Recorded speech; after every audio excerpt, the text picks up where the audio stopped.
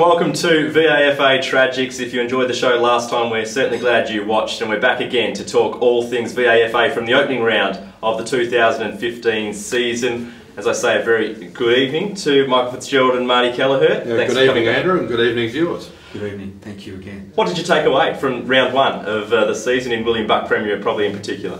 Well, I'm going to actually give up. I'm going to actually make an announcement. I got it wrong. I asked the question. Hang on, hold the press. What's going on? Well, I said 2 weeks ago, and in my preview about Old Zabs, I was wondering who the hell was going to actually support Matt Handley, and then what happened on the weekend? 11 goal kickers. So I'm going to take that back. They've got enough forwards. They don't need another big bloke. If you find one, send him down the road to well, that's another story as well. That was the situation 2 years ago. They had an unbelievable forward line, Old Zabs, and all of a sudden they've managed to manufacture a magnificent score again. Well, you know, having a footy's full of players coming in and out, isn't it? I mean, there's never a lineup stable from year to year, or you know, when you look forward a couple of years or 3 years, there'll just be a different team, and the ability, I suppose, to replace those key parts is vital.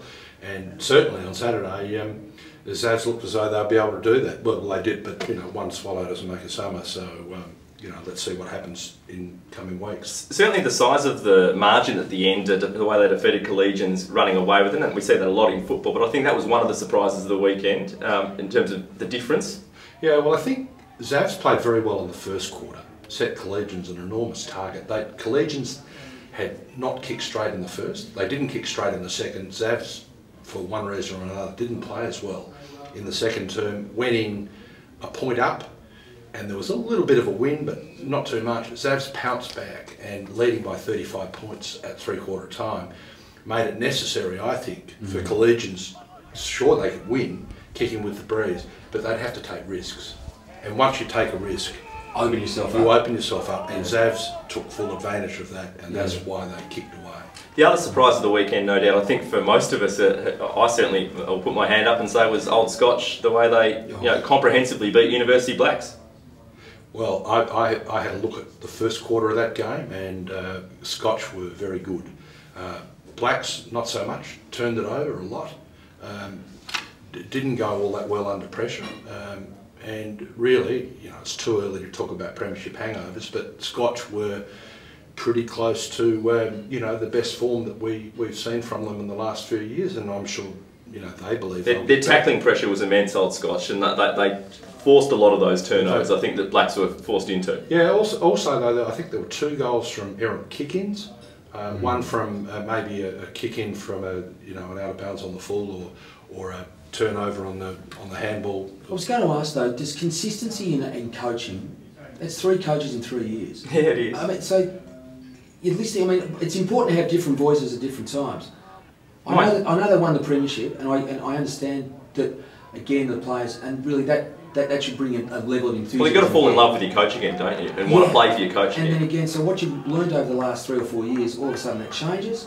And so they may have had a consistent voice. I don't know whether or not the message changes, but that's an. I mean, that was an extraordinary. Mind you, Old Scotch are under a new coach, a new voice from Mark Cassidy as well. All the beat he's been at the club. O'Sullivan has come back to the club, but look, yes, acknowledge that, but again, there's been that level of stability, hasn't there, within the club. That said, I know Zabs have had this is their third coach. I think that whoever's there, you do need a certain continuity, because you haven't got 8 hours a day, 5 days a week to turn these guys around from this is our system to that's our system. You've got to say, well, you remember from last year, well, the only thing we're going to tweak is you're going to run over there instead of here. That's all you have to remember. That's fine. I think Blacks start. Let's not attribute that at the moment to a coaching turnover. I think they had quite a few players out, including some important players. Their big ruckman William. They've lost 3 or 4 or 5 good players over the summer.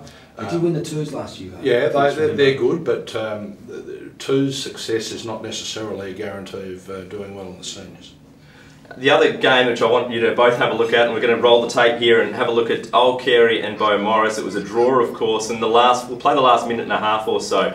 And you can see here from this stoppage that Old Carey take the ball forward, eventually ends up with Howard, who has a shot at goal and misses and a behind. So with about a minute on the clock or so, Old Carey now have the lead by a point. So late in the game, with about a minute on the clock or so, we've got that clock there, and the kick comes up the ground, and Bo Morris quickly managed to work it out to the wing. The kick goes forward, and Murray takes a mark at left half back. Now, game over, you'd say at this point. Oh, what happened? I mean, look, yeah, is it a brain fade? I don't know. Look, to be honest, you want to go down the other. You want to get the ball out of your area, or you want to hold on to the ball. I mean, I would question.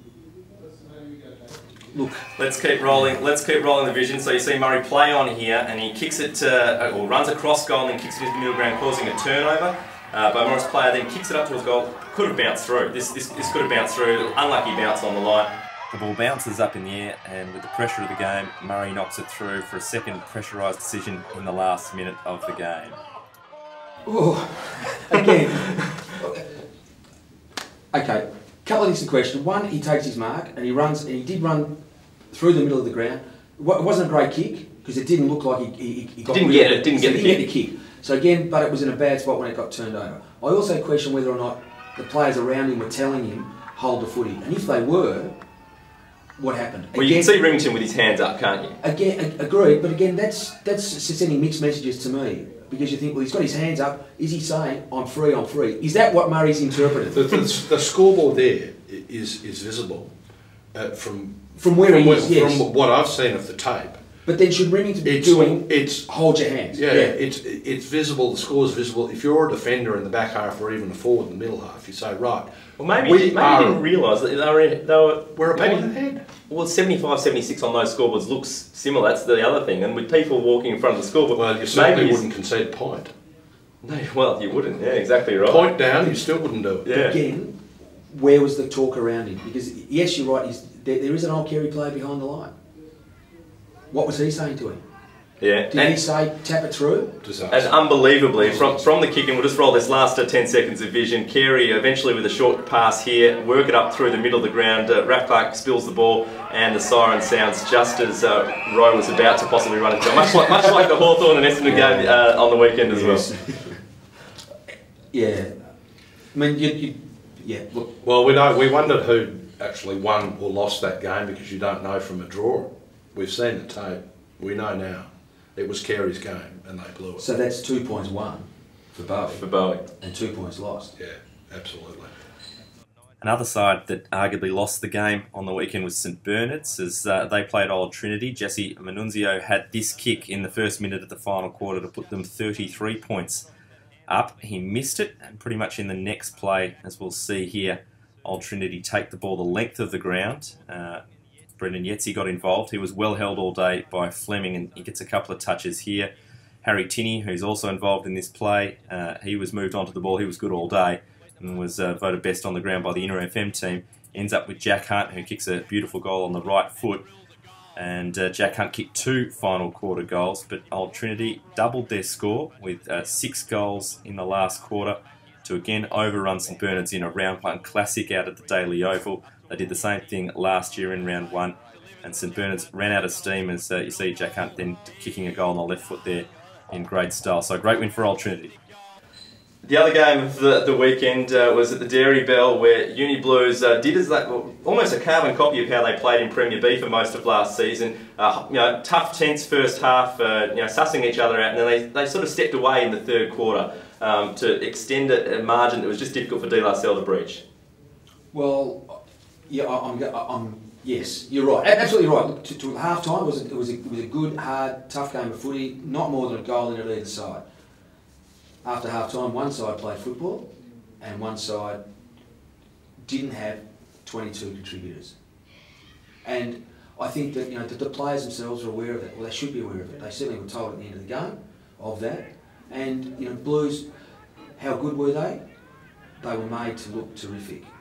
They were very good, don't get me wrong, they were very good, but they were made to look even better by a fairly... Well, it was disappointing. That was very disappointing, particularly given what had gone on leading up in terms of around the club at D-Lar with the number of recruits coming back in. There was a new season of hope, there was renewed enthusiasm around the place, particularly given 2014 had been almost annus horribilis, and to be able to overcome that you think, well, we're in a much better headspace, we're in a much better place. And then still dropping the wheeze in there, Marty, I noticed as well. One incident to come out of that game was Mandy Moore, he's taken the prescribed penalty for this incident here for striking, so he'll miss the next couple. We'll leave you to make up your own mind there, but he's come through today that off the video and off the report, the boundary umpire made the report that he has taken the prescribed penalty there. What I will say about that, if I can, yep. Andrew, is it's quite difficult from the tape. He was clearly engaged in some wrestling and was actually being pushed backwards, I think, when he decided to go on the offensive again. But he can only blame himself. And he good fella, Mandy, but he went in there when there were players scrapping on the ground, and instead of dragging his own bloke out, he went to drag the opposition guy out. Now that is, he didn't do it with any malice, but it's always dangerous. Not a wise thing to do, and you see it every week in every game. Players ripping opponents away from that third man. It's always the third yep. man. And that's how they start, decide what forms a melee, whoever the third man is, and who commences interfering in, otherwise a possibly innocuous situation. Yeah. Going to move on to some of the other highlights from the other sections. In Premier B, I think Old Brighton's statement that they're back at that level, and they made a big statement going to Fitzroy and having a big win there. And Hampton Rovers was the other result, which I thought was very impressive, coming up from Premier C as premiers and then just dismantling Mazenod. Well, I spoke to Joan Eddy from Fitzroy on Friday, and she was really looking forward to it. She said, we're at Fitzroy, they're looking forward to the game. They were looking forward to the start of the season. Wonder whether or not she could, how she's feeling now. When that happens, because really the season starts with hope, doesn't it? All clubs start with hope. Well, absolutely. Well, Premier C is a classic example of that, of course. Williamstown CYMS, first time up in Premier C, they unfurled their premiership flag down at the Fearon, and then Marsden came down and kicked 33 goals against them to win by 20. After a very even first quarter. Yeah, it was 2 points in it at quarter time, and have run away and just kick goals for fun. I think what we saw on the weekend, and what we see regularly every year, is that it takes some time to settle down, and not every team is equal in its preparation coming into round one. By about round 2 or 3, or round 3 or 4, really. So how do we explain? How do you explain Rovers and Mazenod? Mazenod finished off the season in B really well last year. In fact, they looked early doors in 2014 to be struggling.